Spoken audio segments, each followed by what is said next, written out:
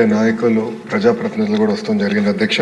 ఒకసారి చూస్తే అధ్యక్ష, bank of America vice chairman Andhra university alum GMR గారు కూడా ఆంధ్ర యూనివర్సిటీ అలుమ్నై. ఇక్కడున్న చాలా మంది శాసనసభ్యులు కూడా ఆంధ్ర యూనివర్సిటీ అలుమ్నై అధ్యక్ష. అందుకే గౌరవ ముఖ్యమంత్రి గారు నన్ను విద్యాశాఖ మంత్రిగా అపాయింట్ చేసినప్పుడు అధ్యక్ష చాలా స్పష్టంగా నాకు చెప్పారు, ఒక ప్రభుత్వ విశ్వవిద్యాలయం ఉన్న 5 సంవత్సరాల్లో ప్రపంచంలోనే టాప్ 100 క్యూఎస్ ర్యాంక్ లో ఒక్క స్థానంలో ఉన్న టాప్ 100 లో ఉండాలి అనే ఆలోచన నాకు ఆదేశాలు జారీ చేస్తాం జరిగింది. ఆయన ఆలోచన అదే అధ్యక్ష.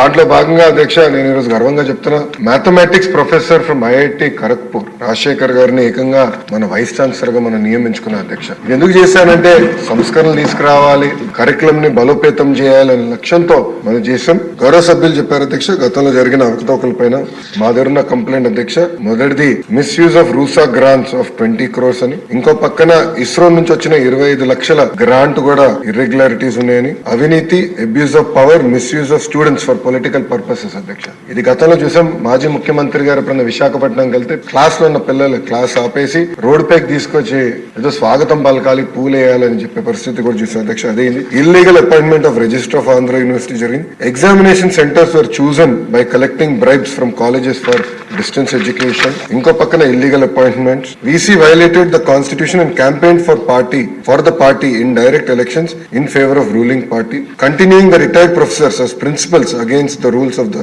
university. ఇంకో పక్కన అధ్యక్ష irregularities, violations against the norms and act provisions. అంటే ఇట్లా అనేక కంప్లైంట్స్ వచ్చినాయి. గౌరవ సభ్యులు అడిగారు, గతంలో కూడా మీరు చెప్పారు ఏమైందని.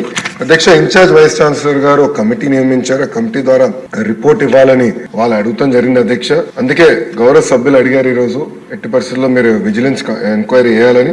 ఇది హౌస్ రిక్వెస్ట్ కనుక తప్పనిసరిగా 60 రోజులు అంటే టైం బౌండ్ పెట్టమని అందరు కోరారు. 60 రోజులు విజిలెన్స్ ఎంక్వైరీ పూర్తి చేసి తిరిగి ప్రభుత్వానికి పంపించాలని గౌరవ హౌస్ తరఫున ఆదేశాలు జారీ చేసి ఆ రిపోర్ట్ మళ్ళీ తిరిగి గౌరవ సభ్యులకు అందించే బాధ్యత ఒక మంత్రిగా నేను తీసుకుంటాను. రిపోర్ట్ వచ్చిన వెంటనే తప్పనిసరిగా కఠినంగా వ్యవహరిస్తాం, ఎవరిని ఉపేక్షించేది లేదని గౌరవ సభ్యులు తెలుపుకుంటూ, గణబాబు గారు కూడా చెప్పారు ఒక మంచి మాట, ఇంకొకసారి పొరపాటు చేయాలంటే భయపడాలి, అలాంటి యాక్షన్ తీసుకుంటేనే ప్రభుత్వ విశ్వవిద్యాలయాలు మనం కాపాడగలుగుతామని గౌరవ సభ్యులు కూడా మంచి సూచన చేశారు. ఆ తప్పనిసరిగా విజిలెన్స్ రిపోర్ట్ వచ్చిన తర్వాత గౌరవ ముఖ్యమంత్రి గారు టేబుల్ అని కూడా పెట్టి ఎలాంటి యాక్షన్ తీసుకున్నా ప్రభుత్వం కఠినమైన యాక్షన్ తీసుకుంటుందని గౌరవ సభ్యులకి సభసాక్షిగా హామీ ఇస్తుంది.